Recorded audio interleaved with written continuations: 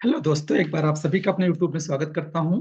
और आज हम डिस्कशन करेंगे AYJNSSD द्वारा ऑर्गेनाइज किए गए सप्लीमेंट्री एग्जामिनेशन जो हमारा हो रहा है अभी। जिन बच्चों का बैक आ गया था उनके प्रश्नों को हम यहाँ सॉल्व करेंगे। जो कि आपको पता है कि सत्र 21-23 वाले और 22-24 वाले बैच वाले बच्चे पेपर इसको दिए हैं, जो कि आज ही 8 तारीख को हुआ है 2 से 5 में। ठीक है। और इसके बारे में हम डिस्कस करेंगे, जो 3 घंटे 45 मिनट का टाइम था। और इसका दोनों वर्जन हम आपके सामने लेके आएंगे, हिंदी और इंग्लिश दोनों वर्जन। हमारा जो पहला हमारा अभी फिलहाल है, ये हमारा अभी इंग्लिश वर्जन का है प्रश्न।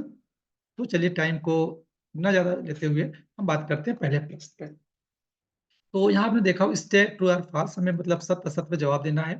तो हमारा पहला जो प्रश्न है, अब देखेंगे, development is defined as an increase in size, height and weight and of an organism. ठीक है।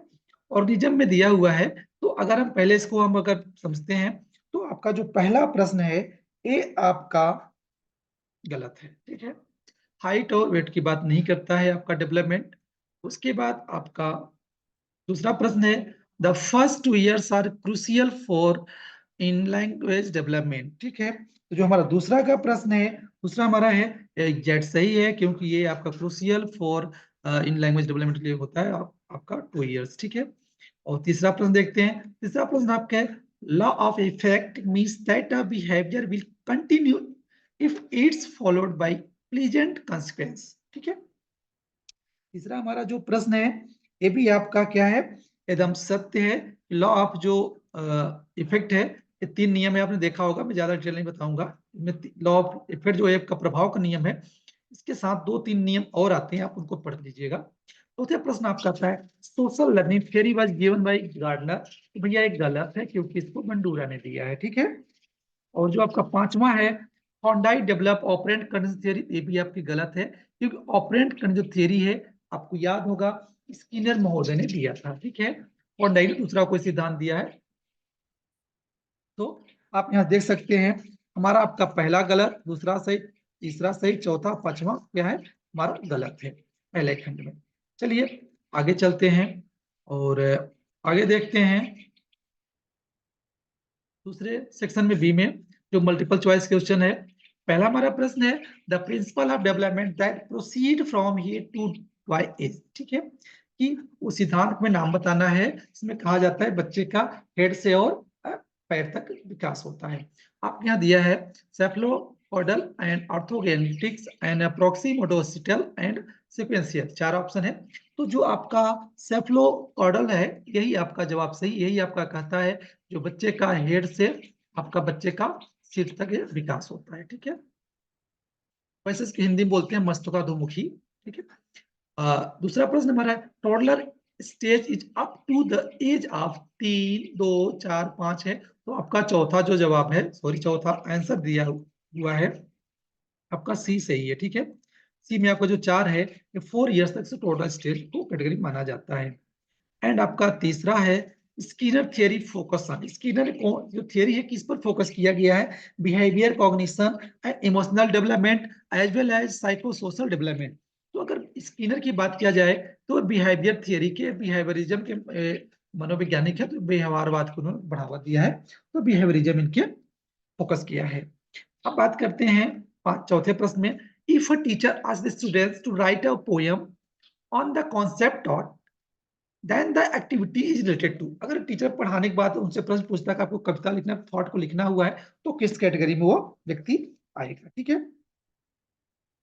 चलिए इसमें देखते हैं, जो आपका पहला है, बॉडली काइनेस्टिक इंटेलिजेंस है, या फिर स्पेशल इंटेलिजेंस है, या फिर इंट्रापर्सनल इंटेलिजेंस, या लिंग्विस्टिक इंटेलिजेंस है। ठीक है। तो अगर इसका जवाब देखा जाए, तो वही व्यक्ति पोयम लिख सकता है जो भाषा का बुद्धिमान हो, भाषा जिसकी बुद्धि हो, क्योंकि वो शब्दों को तो पिरोना होता है, बिखरे हुए शब्दों को माला बनाना, दैट इज कॉल्ड पोयम। तो आपका लिंग्विस्टिक इंटेलिजेंस है भैया। ठीक है। तो इसका चौथा जो चौथे जवाब है, चौथा होगा डी। ठीक है। चलिए आगे बढ़ते हैं और हम नेक्स्ट सेक्शन में देखते हैं। यहाँ पर आपको जो एक शब्दों में जवाब देना है, आंसर इन 1 वर्ड्स। ठीक है। पहला आपका प्रश्न था state one difference between growth and development. आपको किस डिफरेंस बताना था growth and development. What is the main difference between growth and development, आपको राइट डाउन फर्स्ट का जवाब लिखना था। दूसरा हमारा state any one principal of development, आपको यहाँ पर एक प्रिंसिपल लिखना था डेवलपमेंट का।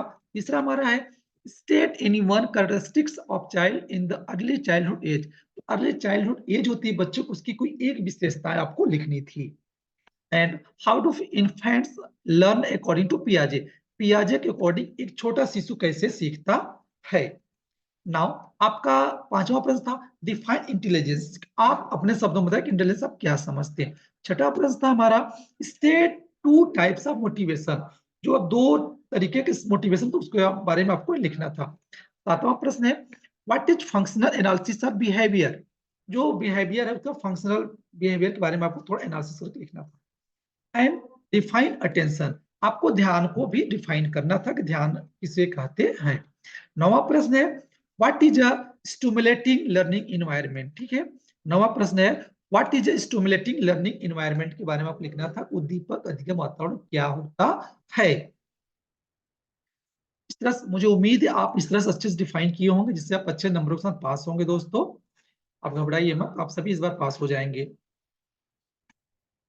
चलिए यहाँ देखते हैं तीसरे वाले प्रश्न में, यहाँ पर शॉर्ट टाइप के हैं। 6 प्रश्न आपको देखने मिल रहा है भैया, यहाँ तक आपको करने सिर्फ 4 है, मतलब 2 स्किप आप प्रश्न कर सकते हैं।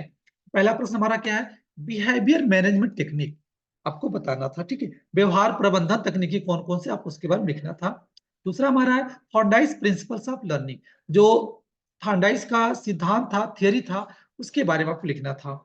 एंड तीसरा आपका फैक्टर दैट इफेक्ट अटेंशन, ठीक है। अटेंशन को प्रभाव डालने वाले कारक कौन कौन से होते हैं उसके बारे में आपको लिखना था। चौथा आपका लर्निंग स्टाइल, अधिगम जो प्रक्रिया होती है बच्चों की, किस किस स्टाइल से लर्न किया जाता है, आपको उन स्टाइल को लिखना था। पांचवा आपका था memory enhancing strategy, how to enhance memory, आपको कैसे मेमोरी इनहेंस करना है, कौन कौन सी रणनीति बनाना है, उसके बारे में आपको लिखना था। एज उसके बाद आप देखते हैं पांचवा हमारा था कॉन्सेप्ट ऑफ परसेप्शन, आपकी जो अवधारणा होती हैं उसके बारे में अपने कॉन्सेप्ट को यहाँ पर लिखना था। मतलब आप बहुत प्रश्न बहुत इजी थे, आप आई होप अच्छे तरीके से किए होंगे। अब आइए चौथे खंड में चलते हैं। ये जो आपका प्रश्न है यहाँ पे देखते हैं, डिटेल लिखना है। मैंने पहले ही बताया 2 है, ए और बी में एक करना है और यहाँ पे ए और बी में एक करना है। तो पहला आपको देखने को मिलेगा explain any 3 domains of development, विकास के 3 पक्ष को आप यहाँ पर डिफाइन करना था। नाउ बी में आपको explain socio culture factor affecting learning, ठीक है।